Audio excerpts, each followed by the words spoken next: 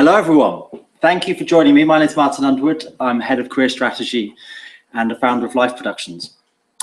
Before I go any further, I just want to make sure that you can hear me. If you can't, then put a comment in the box. Mark, my assistant for the day, will try to help. You can also email. She'll pick up those emails. Just email me. She'll be on that. And do make use of that private chat. Now, I'm not sure if you're actually seeing the private chat on YouTube at the minute. This is the first time we've used it. There's going to be a couple of problems with it. So if there isn't a private chat, I apologize for the lack of interaction. You will be there on your own. You can do your best to answer the questions that are most pertinent to you as we go along. Now, I've been doing this for the last 5 years. I really like helping people figure out what they want to do next when they're not really sure. Most people are usually a bit stuck. They don't quite know the direction. At worst, they're going to be miserable. I have a special place for those people because I was there, most definitely. I'll tell you a bit about my story and how we got there. Moving on, you are not the fish in the water. Now, David Foster Wallace is one of my literary heroes. He told this story about the fish in a commencement speech. And there are two fish swimming along, and they happen to meet a fish swimming the other way, who nods at them and says, "Morning, boys, how's the water?" And the two young fish swim on for a bit, and then eventually one of them looks at the other and goes, "What the hell is water?"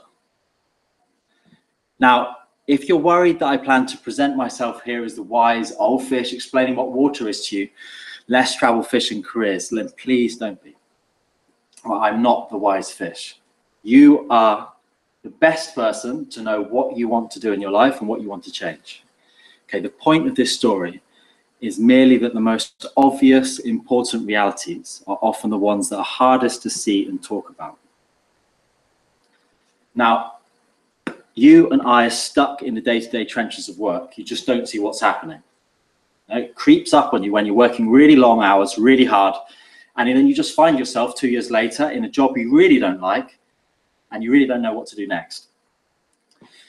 Work matters. It's where we spend most of our time next to our family and friends. It is the most important thing for me. Now, it's yours, it's unique.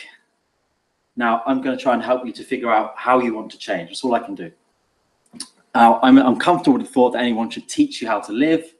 All we can do is to try and help you pay attention to the most important things. Now, I know everyone is obsessed with optimizing, productivity.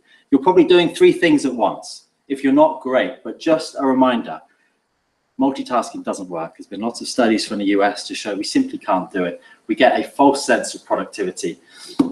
Consider tuning in and just paying sole attention to this for the next hour.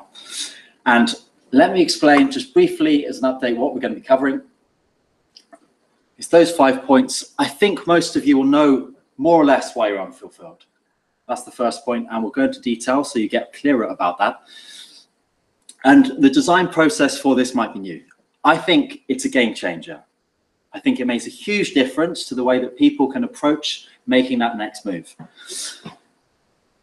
Know where you're at in terms of your motivation, to know whether this is the right time and whether it's important for you to go on, and what could be when you do move on. Now, let you tell me, I'll tell you a little bit about myself. Now, I only tell you this so you get a bit of an understanding about me, but more importantly, that you understand what's happened in my career and you take the principles and the emotional experience that's going to be relevant to you. Okay, you have your unique set of experiences, motivations, life skills. You will therefore have your own opportunities that you will create, okay? So look for the principles, look for the emotional experience, look what we have in common. Write down what that is, write down what isn't. I'd be interested to know, even if these damn comments are not working. So I was a pretty good student. I studied law at Oxford. Along the way, I met a lawyer and they impressed me. I wanted to be a lawyer solely because of that interaction. Now, like a lot of people, friends and family and random incidents like this have a disproportionate impact upon our careers. Okay? That's a big part of why we tend to go wrong. That was my first mistake. And I suppose I just I went for the default option. And the default option for me at this point was, well, I might as well stay in law. It sounds pretty good. Everyone else is doing law around me. It's going to be paid well, it's prestigious, and it's secure. So I drifted into it. And I picked myself what I thought was the best options there. Criminal law as a defense barrister. It was very competitive, which meant I got very good at applications. That served me in future. I was one of 700 to get a position at 9 Bedford Row. And unfortunately, like most people, I didn't know anything about the reality of the job. I really didn't. I didn't know what it was going to be entailed. And I remember 12 months of steady dissatisfaction came to a head with a conversation with one person. It was a friend. And I just said, I don't care about the outcomes of the work. I don't care about what I'm doing. I don't like what I'm doing, okay? I woke up. It took me 12 months from that point in order to get work that I actually liked. 12 long months, okay? And a lot of that was random job searching on jobs boards, waiting for the dream job to come up, going to events, reading things online. I wasted a lot of time, okay? Along the way, there's loads of feelings of apathy. I just couldn't bothered. I don't know where I'm going. I didn't have a sense of direction. At times, my self-esteem plummeted because I didn't care about what I was doing. It's a fundamental point of life that we really like to achieve stuff, okay? And when I didn't want to achieve in the bar, I didn't feel good in life at all. And there's lots of problems and minefields, the financial uncertainty. Like, how do I actually walk away from all of this that I've been there? But of course you can. Of course you can walk away, all right? I thought that I was stuck just with 2-3 years at age 26 in that role. Life is long, play the long game. So social enterprise came my way. I was very interested in making an impact. On Purpose was a fantastic way to experiment, to do 2 paid 6-month placements. The best thing about that was also the network. And I developed interest in business, entrepreneurship, technology, education. This is someone who didn't have a smartphone. Okay, I didn't know what it was, didn't know the impact of it, yet because of these random kind of placements, I developed these interests. I then went into the adventurous phase where I became a social enterprise consultant. I set up 3 businesses. They all failed. It was good fun. I learned a lot. I created lots of jobs along the way. I created lots of consultancy positions. It's mostly through networking. And along all of these adventures, misadventures, getting sacked in jobs that weren't right, finding myself in crazy positions with incredible amounts of stress in startups, I finally boiled down really what I wanted. Okay, career fulfillment criteria. We'll come back to this idea. I love one-on-one stuff. I want to read, coach, train about the subject matters I found fascinating.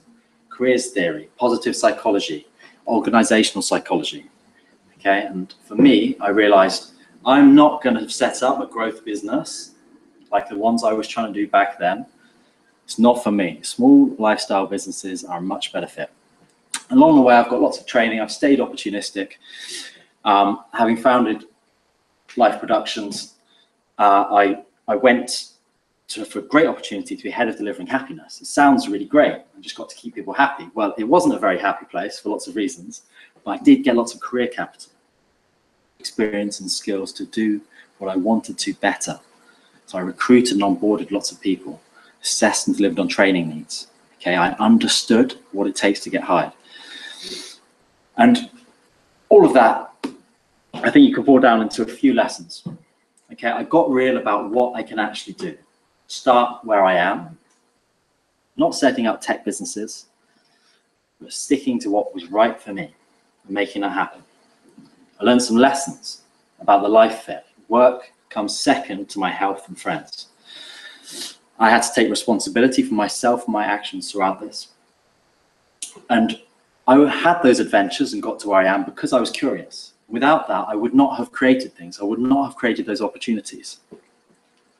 And it's important not to act alone. I got help when I could. I collaborated when I could with others along the way. And I just allowed myself to experiment, sometimes to fail, but often to succeed. Okay? And that's important. Understand there will be mistakes. So what is your next career move? It's like, what is it? It's a tough question. I really struggle with that. But we know that we want to move, usually because we're not satisfied where we are. Just take a moment, answer the question, how satisfied are you with your work? From 1 to 10. 10 being extremely satisfied, 1 being not so satisfied. Think about it. Take a second. What is your like most of the time? How do you feel about it? Okay? It's an important decision to know where you're at. And change will happen when the opportunities and the excitement that you have of what could be far outweigh all of the difficulties of getting there. Okay? It starts where you are now with where you're at. And one of the big problems that everyone faces is that career fulfillment, answering that question, what's the next move, what do I really want, is complex, okay? We often don't give ourselves the time. Now, I'm going to try and outline a little structure here. Before I do, there's a few assumptions about work that it has to meet your basic needs, okay? Now, these things are going to make you unhappy and make work unpleasant if you don't have them, if you have a long commute, especially if it's over an hour by bus. If you work very long hours, then it will pollute your enjoyment of those hours when you're there. And if your job's insecure, these sound obvious, people overlook them. Okay, there are negative consequences to them. So I'm assuming you have those. If not, those are big, important things to address. Now, first off,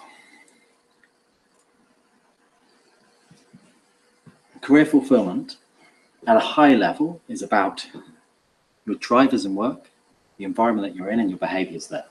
And if those 3 questions underneath are really what work is about. Okay, let's dig into some detail.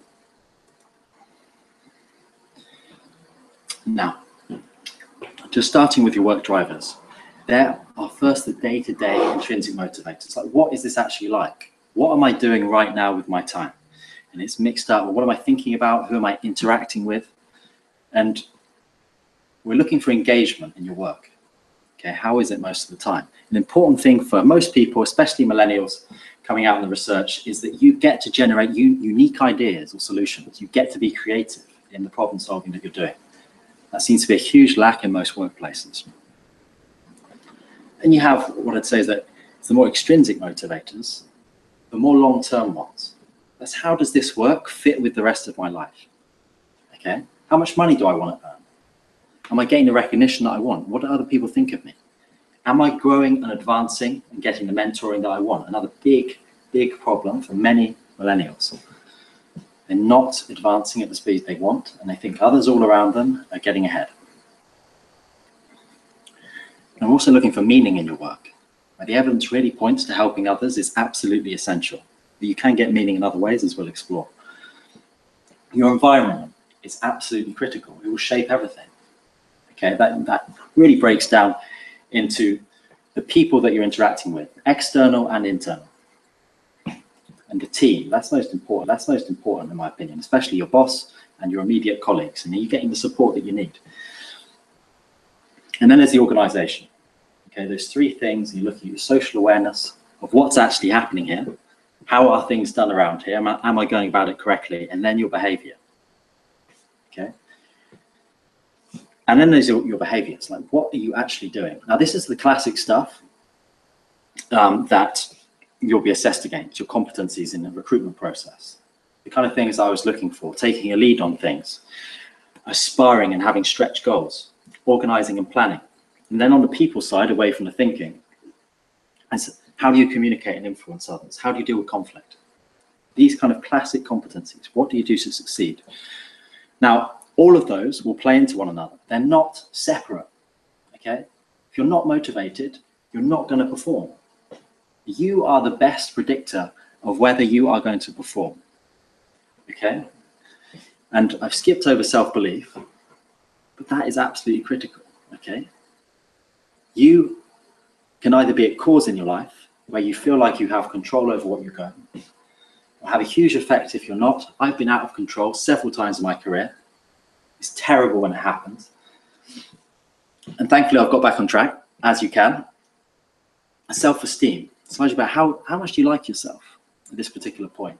And then confidence, which really is do you feel like you can actually do this? Are you confident in this particular context that you find yourself in? They all play into one another. There's one side of the problem, okay? This is from your perspective. It's complex, okay?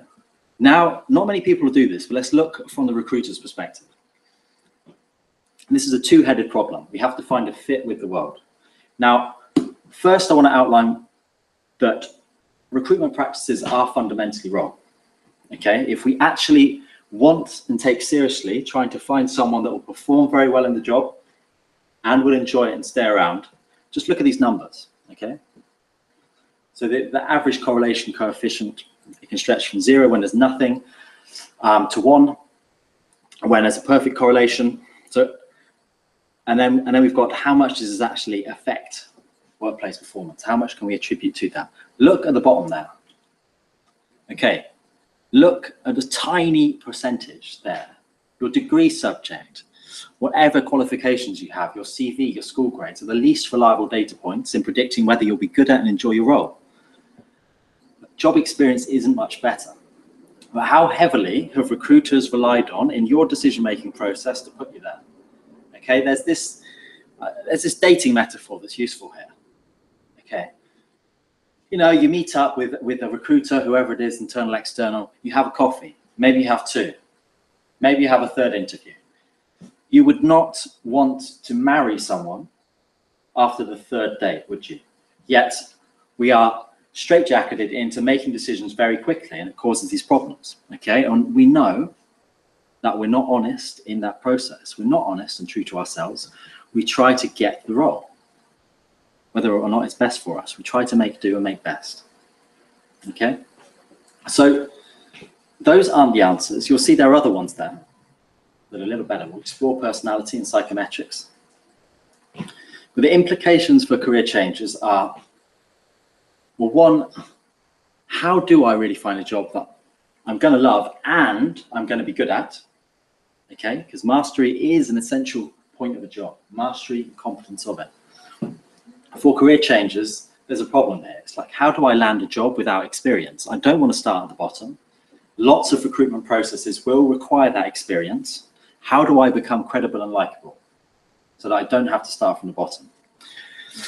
There's a good book called Why Good People Can't Get Jobs, The Skills Gaps and What Companies Can Do About It by Peter Capelli, if you want to know more about that. Okay, so we've got a two-headed problem. We're looking to get help. I was looking for help when I was doing this. All right. Now, I've asked a lot of the people that I've worked with since, my coachees, about what do you actually do? What actually works? There's a lot of noise out there. That's what I'm trying to demonstrate in this slide. Lots of options, lots of unhelpful advice. And try to figure out, well, what's the best process to go about this? I've plotted on that horizontal axis desirability.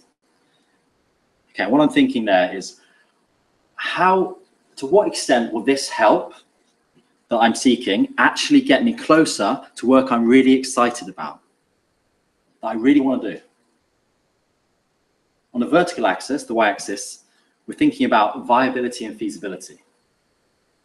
And what we're thinking there is, well, is someone actually going to pay me to do this? Is it viable? Is it going to happen? Is it feasible for me in my circumstances, with my limitations of time and money, to actually do this? And I plotted roughly the amount that's going to cost you. No one wants to pay if they don't have to. You've got MBAs that people use to career change upwards of 60,000, and you've got free stuff. Okay, now let's work to right to left on desirability. You'll see contacts, which is friends and family and others, and books right at the bottom there.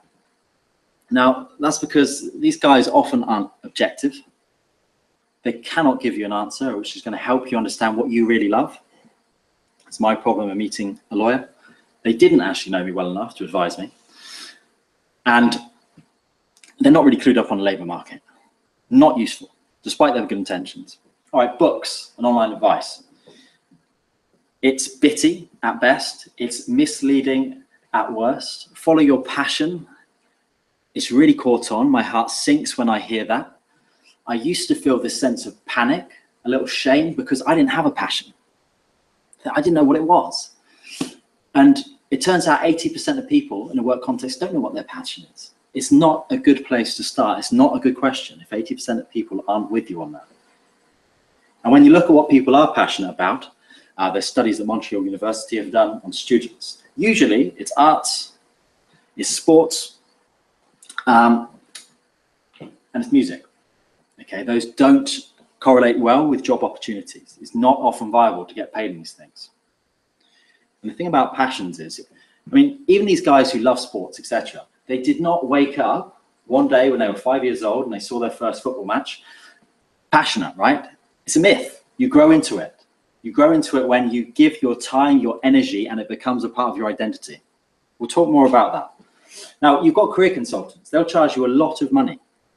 Okay, that's what I was doing when I started out. And generally, they focus on improving your self-knowledge. They're good at getting you to know really what you want to love, what you could love. They're bad at viability and feasibility. They take a hell of a long time asking you lots of questions over many hours of sessions. And often they don't know much about the labor market. Not useful. The best ones will come up with lots of creative ideas for you. They may not work. You may lose time because of it. You've got no guarantee. Now, going to the top right, you've got recruiters there. Now, I used to be a recruiter. I know the mindset. You've experienced the mindset, right? They're there to filter out candidates for companies. They mostly want to earn a quick buck. They are useless for career changes if your face does not fit, meaning you're not credible. You don't have that experience right there and then. Okay? Mentors often don't know you well enough. That's why I put them in that kind of category where they know the labor market, but they're not useful. There's lots of other things, okay? You could spend 60,000 on an MBA. I don't think it's that useful for many people. You go to CV reviews. You could go to online personality tests. None of them will actually do what I think is most important, okay? Those things, figuring out what you really want and making it viable and feasible. Now, when you've got lots of options like this, it's very confusing. Wasted 12 months, no, probably about 8 months when I was doing this, just thinking that a job would just drop out of the sky and be perfect for me on a job spot. Not realistic. Scattergun approach, wasted lots of time. We've probably all been there. I didn't really know. Most people who have gone through this process with me, they don't know whether they should be researching careers, talking to experts, improving their CV, doing interview skills. They don't know what, okay? And importantly, they don't know what they don't need to do at particular stages. So, the solution. This is why I've put us right at the top left, okay? This is what I think is useful, really valuable, is design thinking. Now, just look around you for a second, like I am. As I look around my house, I see a telephone, a mug, building opposite my window, computer, a chair. Now, all of this is designed. It's existing as a result of human thought about what is needed in our daily lives. There is a process to do this, a design process. It's very effective. I saw this at Arbor Education when I was working at a startup there that just started now in 10,000 schools. It used product design process very effectively. I've seen it in service design. And that's when I started thinking, well, if they can use it for services for people, we can use it for career change. And I said, how can thinking about career design help approach that complex problem? Okay, this is the sweet spot. When you get those three concepts, let's explore them a bit further. So I've mentioned desirability. Okay, this career design process takes you away from the common problems you're going to have, and it gets really practical and meaningful insights about yourself quickly.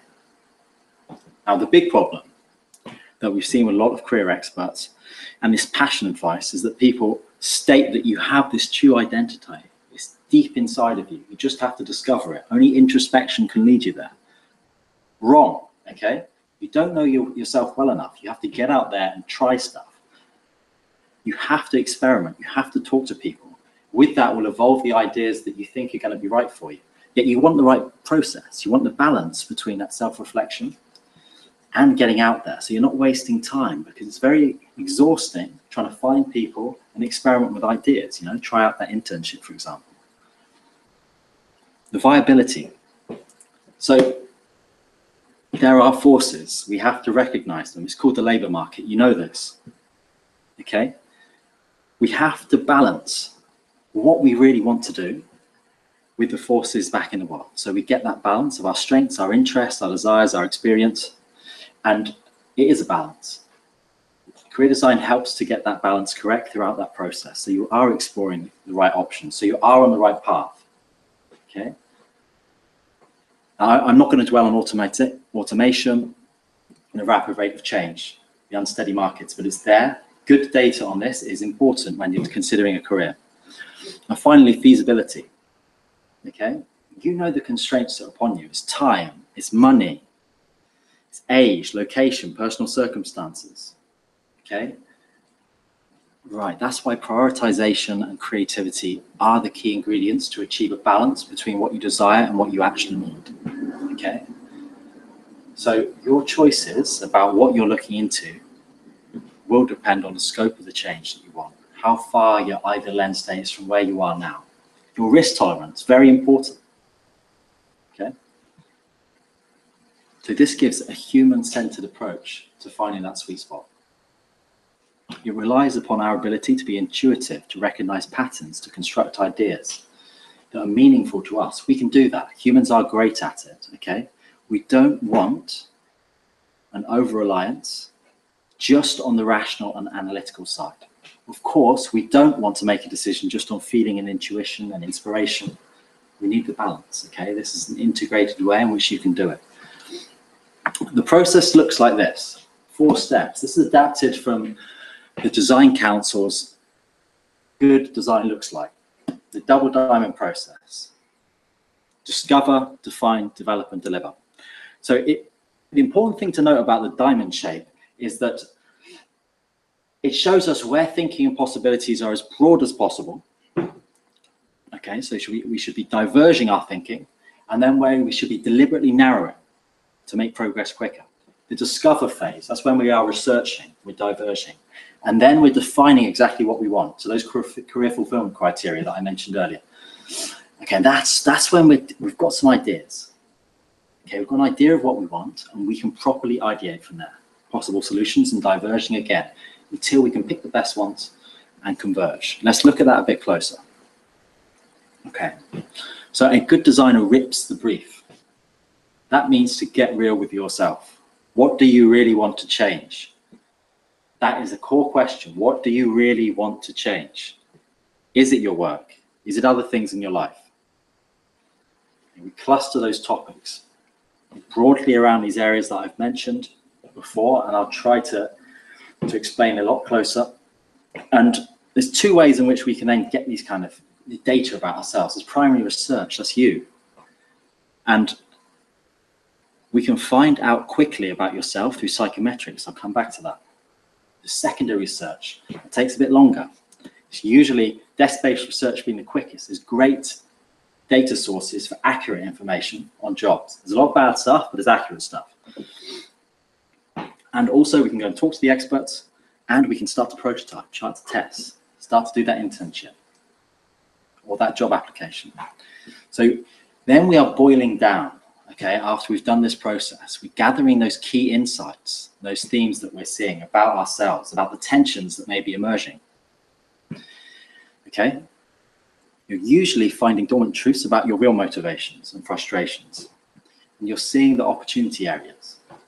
Okay, yeah, this is where you can get real about what's going to work, because you're looking at the particular roles in the particular industries that you're most likely going to be going into. That is key to then getting to the HMW. How might we go about exploring these roles in these industries? Okay, for me, as I told you, for me, there's careers, learning, technology, one-on-one coaching. And those are the questions that I was asking myself in a haphazard way. I wish I had this structure then. It would have saved a lot of time. Then, and only then, we can ideate properly. This is fun, okay? You get to diverge, you get to think good ideas, crazy ideas. You apply the yes, not no attitude, okay? Lots of good things comes out of that. And there's loads of good tools. I'm not going to go into them. We've picked the best ones that work in a career context. Then you take stock of these options, okay? The ones that you already know. You generate these new ideas through these processes. Usually it's these interesting combinations of your roles and industries that will come out. And you prioritize quickly to your top 3 so that you can kickstart your job research, apply those practical filters about actually whether it's viable and feasible for you. And you try them out, okay? You try out the best ones, and you do that as quickly as you can, as easily as you can, by talking to the right people and setting up the smallest prototypes you can in terms of the effort that you apply. Okay, and then there's the process of building it, testing it, and iterating it through that delivery process. Build, try it out, see whether you think this fits. You know, it could be around one-on-one coaching like I did. And they're thinking, no, actually, I want to do something a bit different from that. I want to use technology more, hence what I'm doing now. And you get to the answer, and you make a confident career change. Okay, you make that next step, knowing what your best options are, having a vision of the future, and being able to commit. Now, let me take a sip. What I think is absolutely vital to doing this quickly is psychometrics. Okay, I've mentioned these before in that primary research phase. These have been around for a while. I love this quote from Peter Saville. He's like one of the founding fathers. In the 70s, he came along and saw these crazy tests. They're ridiculous. There's a question he quotes: do you often wonder if there's something wrong with your sex organs? I was stunned when I read that. These guys were actually asking that question. Don't worry about your sex organs. I'm sure, even if they're not okay, it's not that relevant to careers. And thankfully, we've come along a long way with psychometrics. Now, the MBTI is probably the one you know, a personality one. It's rubbish. It's been around for 50, 60 years. It really is terrible. There is much better tests out there. You can see just on the top there, I've given you an idea of what good tests, like So Can You, which is a careers-focused test, can give you. Okay, there's plenty more that really do a good job. Now, this is across your ability to reason, your cognitive ability, your personality, your careers inventories, your interests, your motivators. And when we were looking at all of the ones out there, we are looking for ones that create a match between specific careers and a particular profile. Okay, they have that correlation and it's strong enough to actually use them. And we can say whether this is or isn't the right career for you. Okay, they help to make those decisions. Of course, on their own, no test is going to tell you what to do with your life. Only you can do that with work, okay? Yet, we've put that process together to select the most valid and reliable tests. We've developed the skills in giving appropriate feedback. So I've trained in psychometrics. Another colleague of mine is trained in them and he's becoming an occupational psychologist. So we allow you to have the process to create the opportunity to explore the inconsistencies, the tensions, the trade-offs. Okay, and then we complement that with other sources of information. Now, this has taken what used to take me hours and hours and hours of questions, of answers, of figuring things out in career coaching. We can now boil that down into minutes, literally minutes, in order to get to the right answer, okay? Now, when we're doing all of our exploration about that, about career tests, about all of the ones, there was a clear gap, okay? There's nothing specifically for career changes. Nothing specifically that was going to help you to understand what you want to change quickly. Some of you have taken the career fulfillment score. It's up on the website. It's free at the minute. It won't be for too long.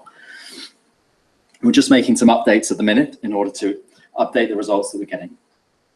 Yet, as I was saying before, you know what's going to make you satisfied in your career. You are a good predictor of what you want to change.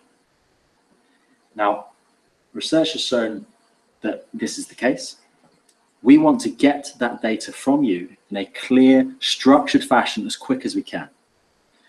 So we've looked at 56 studies across organizational psychology to come up with these factors, okay? We've looked at the satisfaction scales out there. I've worked with an occupational psychologist in training, a psychometric trained, and an ex-Googler who's great. She's great on product. She's great on data. And we've designed something that's very, very useful to provide insights quickly about what you really want to change. That is how we can get clarity and have your top 3 jobs in a very short space of time. Okay. All of this data and psychometrics combines to look at thousands of jobs quickly to boil down the best options for you so that then we can go with that data that we have. We can provide more insights, get more feedback, and be sure about the direction that we want to. Now, you're probably wondering what all of these factors are. Don't worry about the scores. That's just a random sample of people. I've grouped them roughly into 3s. So the first 3, purpose, life fit, career capital. Now, you could see these as often the more like medium-term, long-term goals. Purpose. Millennials talk a lot about this. Okay, there's not enough of it in their lives. Now, this is the defining thread that runs through all of your life. It adds meaning to what you're doing. There's often 4 sources. It's the achievements. What are you actually doing? And often helping others is the best way to that, the evidence suggests. Belonging to something that's bigger than yourself. Creativity and self-expression is often a big part of that. Okay. Life fit. So we've mentioned that before. I'm going to go into detail on this one just later. I just want to give you an overview of all the others, so we'll leave that for now. Career capital. Now that is the knowledge, experience, and networks to advance your career and the progression that you want to see. Many people who are stuck really feel like they're struggling here, and they see everyone else advancing around them. Now, moving on to the next 3. I put these together because they have a big overlap. Tasks, interests, and thinking. So tasks, what you're actually doing in the moment, okay? Do you find the task that you're doing fulfilling? And often there we're looking at the way the task is structured. Okay, there's good evidence to show the variety, the significance of what you think you're doing, and whether you can actually complete it with an identifiable endpoint and get feedback. All of these things mean that you get meaning from your job. You feel like you've got responsibility. You get knowledge on whether you're getting better at it, so you feel like you're progressing. These are really key. Now, whether you're engaged in that really matters, whether you're actually interested in it, whether you care and you're curious about the subject matter of your work. I was speaking to a friend last week. He could speak all day about football. He loves it. But unfortunately, he is spending all day speaking to guys doing very complicated financial trades. He doesn't have a clue. He doesn't care. He's disengaged. Okay? And then it's closely related to what you're thinking about. And what I'm talking about there is whether you're actually attending to and processing what you're actually interested in. Whether you're planning and problem solving, decision making and innovating, creating, all of those things. What are you actually doing? Next 3 is around people. And thankfully, this is the easiest to change. Okay? So the people that you interact with inside and out, the team that you're in, especially your boss, and the organization, they all overlap. You can get a good sense of whether you really should just be making a small league rather than a big league there. Now, I want to jump into one in detail. Okay, we don't have time to go to all of them in detail. This is to provide some insights for you when there is potentially trade-offs and you're not clear exactly how important things are. Let's look at life fit. So these key motivators around life fit are taken from Martin Seligman's work, the father of positive psychology, PERMA. Positive engagement, positive emotions. Engagement in the task that you're doing, relationships that actually matter to you, having a sense of meaning, and achieving things. Okay, all of those correlate very closely with work. These are the kind of average scores that you're seeing, and it's mid to long term, as I say. Now, how do we get to what Tony Robbins, one of the great kind of personal gurus, if you could call them that, personal development gurus? How do we get to this? Now, often, in order to do that, we have some tensions. Okay, these are things that are not clear, and we have to figure them out. The first one, right, your money or your life. We all know this one. Chasing after more and more, and potentially the status, the job role, whatever it is, and we're sacrificing our life in the process, especially long-hour jobs, stressful jobs. Now, often we can be blindsided by our own feelings. Just paying attention to that information that confirms the ideas we have that this is actually important, this is the right thing to do. Now, all you need is money. Okay, when was the last time you really challenged your beliefs on this? The beliefs that you hold about yourself or about your career, by looking for contradictory information, by imagining whether you actually need that money. Not just a passing thought, but really looking at it. Does it actually matter? There's great resources on there that you can explore if this is actually it. We're here to identify your tensions, if there are any. Note them down, we'll come back to them. Now, your day job or your dream job. Okay, many of us who have a kind of inkling of what they could do, entrepreneurship, a little thing on the side, but we're stuck in a job, security, money. Those are usually the drivers. And there's this idea actually around pure challenge against lifestyle. Most of us who have worked really hard in getting to where we want, we think the work should be hard, it should be a struggle. Maybe it shouldn't. Maybe you're going to have a better life if you don't. You don't stop pushing the boulder up the hill. You play to your strengths. You have a more balanced life. And most of us, at one point or another, have been driven by societal pressures. What other people will think about you, your peers, your family, whether I should be the high flyer, the perfect mother, successful professional. What is it for you? Have you considered these influences on you? Okay, so these are some of the tensions. If you don't have them, that's great, absolutely great. Okay, then you can get clear. If you do have them, then consider them, all right? Consider those pain points that a lot of people have. Consider whether any of them apply to you, whether there are any tensions there. And here are some example goals that upon a full exploration in the course, you can actually set yourself some goals that might be worth it for you. Okay, small steps, and you can see what kind of difference it actually makes. We'll go into them more in the course. It has to be guided for you. It has to be right to see whether you will change because of this. As I say, we don't have the time to go into everything, but I want to just dwell on this a little bit more. Okay. Now, money makes you happier, but only a little bit. When you ask people, huge studies have been conducted by Daniel Kahneman. Now, this is Seligman, excuse me. This is Seligman, founder of positive psychology I mentioned before. Huge studies in the US. All things considered, how satisfied are you with your life as a whole these days? On a scale of 0 to 10. You see that on the right-hand side. So we've got that on the bottom there. We've got the household income. Now note at the minute that this is income of a household. Okay, so that's usually 2 people, and you can see that going from an income of 40,000 to 80,000 is only associated with an increase in life satisfaction for about 6.5 to 7 out of 10. That's a lot of extra income for a small increase. Is it worth the time and hassle? Okay, so remember that household income of 75,000 approximately equates to 40,000. This is all in dollars. If you live in London or another expensive city, add 50%. Subtract 30% if you're somewhere cheaper. Okay, if you're really motivated by money, of course, add some more.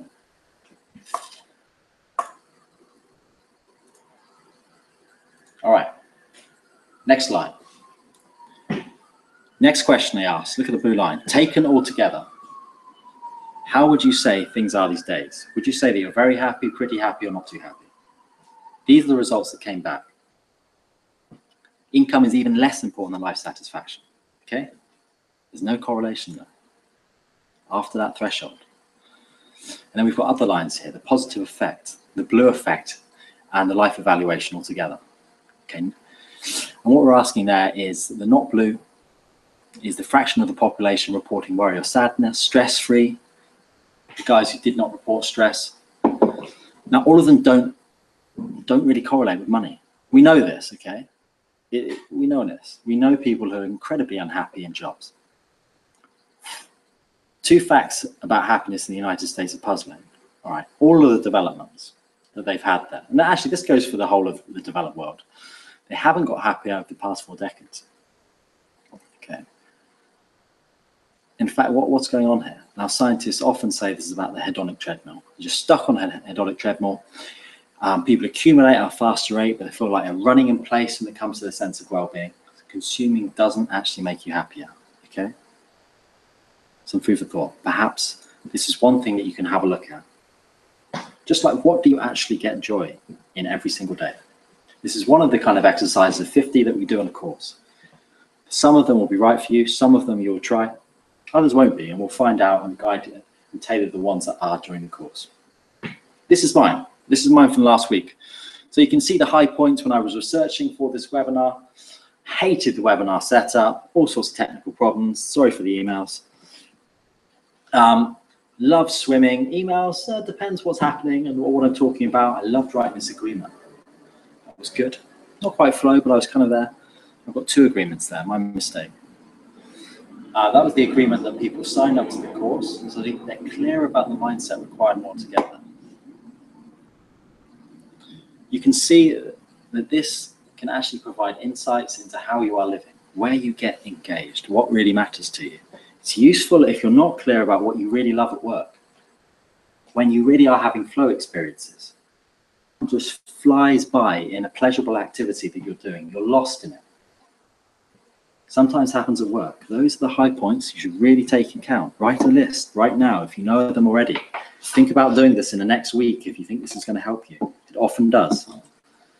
Throughout the course, all right, the key thing, along with all of these resources that we give, is your mindset. Okay, it's your mindset, where you are at, your self-belief, your self-esteem, your confidence. We want to help you reframe things. It's absolutely crucial. Here's a classic one. You have to get out there to meet people. Most people hate it. They think it's just hustling, sliming, just trying to get a job. It's insincere and authentic. Reframe that. You don't have any embarrassment about asking people for directions in the street, okay? Someone just thinks, oh, this is a person that needs something that I know. I'm going to help them out. Exactly the same in networking. Somebody has information. You present yourself as someone who is genuinely curious, and you want to know the answers. You're intelligent, you're bright, you're interested in what they do. You can flatter them because of that. Everyone is. And you have this exchange which is useful and both parties find satisfying. It's great, really, really great. I would encourage you right now, if you have a particular thing that you're interested in, you know this is a burning passion. I say that word loosely. Maybe you're the 20% that has that. Or if you're really, really interested in an idea, you know someone that you can speak to, just ask them for directions. Email me, I'll give you a list of questions so you know how to have that conversation. It's an important part to take the anxiety away. You know exactly what you want to be asking, what information you want, and how to go about those kind of conversations to get value really quickly out of them. All right. So with those exercises, psychometrics, design process, this is what we think we can deliver for you on the course, okay? This is what we're aiming for. These are the outcomes. You're going to get more clear. You're going to get there quicker because of those psychometrics. And because of the self-reflection exercises that will complement them. You're going to have more ideas. You're going to be more creative because of that. You'll be less anxious about the future. Huge thing, isn't it? Less anxiety. And that increases your confidence to be able to act. Take action towards the career that's going to be better for you. Make that next move. Okay? You'll have that conviction. You'll want to do this. You'll have an action plan. Right, this happens over 8 weeks. 8 weeks of content. I'll deliver an email with all of the actionable points in there. It's easy for you. When I tested other methods, none of them got the same response rates as simple emails. Get the access to the coursework curriculum as you go. 60 resources. Only the ones you need you're going to see. You get the technology systems, you get the templates, whether it's the emails to reach out to people and networking, whether it's job applications, they're all there. You get access to the psychometric tests. They're expensive, they're very valuable, and you're going to take them in the right order at the right time. It's going to be live Q&A sessions, so you can actually ask me the questions every week that you need to, and you can email me whenever you want, okay? I'm there. Now, I'm not going to pretend to you that this is a simple linear process. It's not. It's messy. It's messy, all right? We're dealing with life. Life is messy. You're going to get curious about ideas, ones that you hadn't thought of before. You're going to think, wow, right, maybe I want to be the data scientist for Facebook, and I want to solve the problem of fake news that's coming up there. That would be really interesting. And you go off on an adventure and you talk to the right person, you narrow those career fulfillment criteria, then you find out, actually, after speaking to this person, I can think, no, this isn't the right fit because it's repetitive tasks and it deals with numbers too much, right? You're going to have a squiggly line. It's going to be fun though. You're going to be curious. You're going to find things out. You're going to get to the right answer quicker and converge. Okay. I'll tell you about a few people that have done it. I heard from Maria last week. She took the course last week. Yes. So she was a lawyer. She was unhappy in corporate life. She wasn't sure about the course, but she said, why not? All right, I'll do it. And we discovered that she really derived lots of meaning from helping people with learning disabilities. That was a big thing for her. Okay, she explored that. She explored the life fit that she wanted with this, the autonomy she wanted in her work, the challenge that she wanted, and what she was really interested in. Right, this is the email. So I found out today, that was last week, that I've been accepted to the research coordinator and printable researcher for a project at Gore University. With the Disability Scholar I Skyped during the course. So this is a direct result of the course. She's created a job for herself. Okay, because of those actions that she took. She's doing lots of other stuff as well. In the email, she's doing lots of portfolio work around this. Now the reality is, as she said, that even though she's doing great work, she's working for an NGO about the appropriate adult system for learning disabled people. She's training police officers. Like, the reality is, as she says, I have a lot to do. I'm often stressed and wondering if I'll manage it all, but I'm also very happy. I have no doubt that you, the course, and the resources have contributed significantly to this. Okay, I know the course helped me to deal with pressures, fears, and all sorts of stuff. Like, that's the reality, okay? I'm not going to glamorize it to a process which is going to be difficult, going to be full of anxiety, but full of excitement as well. No risk, no reward kind of thinking. It's worth it. It's worth it. A couple of other examples. I won't dwell on that. But Randeep's there. Again, unhappy lawyer. Very happy now as an IP lawyer at Spotify, exploring his entrepreneurial idea that he had on the side with the time that he now has in a more relaxed job. A couple other people not on that. Some people do go the portfolio career kind of way. Randy's one of them. Emma's another one. She's working in the city, unhappy. She's actually doubled her salary because she's gone to contract work. Doubled her salary, huge, and she's got a day off. She's exploring what she wants to do around that. Lots of good stories. Lots of others on the website. Have a look. So, what are you going to do? That's the question. Let me just sum up a few things that are on my mind. Okay. I hope that you know you can design your life. There is a process to do it. It works. It will be the best way that you can get a fulfilling job that matches the labor market. It's viable and it's feasible for where you are. Okay. This is just a set of decisions that you have to make. What's the best step forward next is going to help you make those. And you're going to be fueled by curiosity throughout this process. That's what's going to drive it. Now, accept that you're going to make mistakes. I did. I made lots of mistakes along the way. Lots of misadventures. This is going to help you make less, but you're still going to make some. And it's going to be okay. No matter what, you're going to make it. It might not be the first job that you do. It might be the second one before you hit the sweet spot, but you're going to be going in the right direction. And you're going to start enjoying your work more. Trust me on it. Okay? And the key thing is that you find reasons to act that far outweigh the reasons to stay. Now, this is a bit heavy, but think of yourself on your deathbed. Think about it. Think about the regrets that you could have for the things that you didn't do. Okay? Because that's what we're here. We're here to make sure that you live well.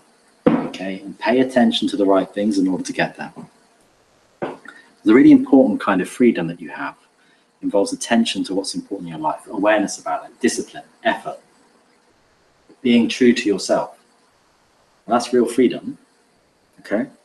The alternative is default setting, the rat race, and that constant sense that you lost something.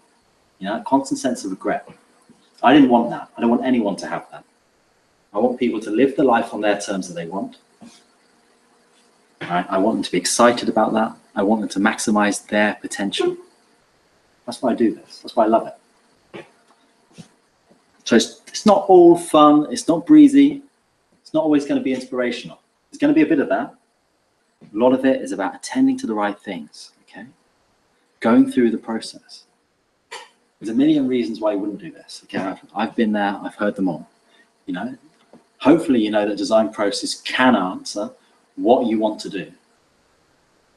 You know, it's not an excuse to say, if only I knew what I wanted to do. This is the process to find out. If only I didn't have to worry about money. I know money's a problem, okay? But cut your outgoings, save money. Dedicate time to figure out what you love doing, okay? Take action. Most people will say, if I only have more time and energy. No, just say no to more projects at work. Right? Create shortcuts to end your day quicker. Rush to the end. When I was doing moonlighting and portfolio work, building live productions, I rushed to the end in 5 hours every day so I could have time for live productions. Focus on the essential, you know, what actually matters to you. I love this title of a book. It's called Life is a Brief Opportunity for Joy. Okay, it is. All right, have joy Monday to Friday. Enjoy it. It's about making good decisions. You're making it to 35, 50, feeling fulfilled, having a direction. That's what we want, okay? Now, just to remind you where we started, all right, this is water. This is water. You know what you want. Okay, pay attention to it, be aware of it, take the first step with this course in order to figure it out, okay? And some people have already signed up, it's great, we're getting cracking this week. For others that haven't, the course is open until Wednesday night, so that's tomorrow. So let me know if you want to do it, go to the website, it's ridiculously low price at the minute, it's under £200. It's going to be probably about 3 times more next year. You've got a 7-day money back guarantee. No questions asked. I stand by my word. If you're not happy, you're going to get your money back. Okay? Take a chance. Go for it. Now, what are you going to do? That's the key question. I would have gone to questions now, but there really isn't any point because we don't actually have a thread that I can see for questions. Now, I'm sorry about all that lack of engagement. I'm going to be available on emails. Get me there. martin@life-productions.org. Let me bring up my first slide with all of that on. Let me know what you think, okay?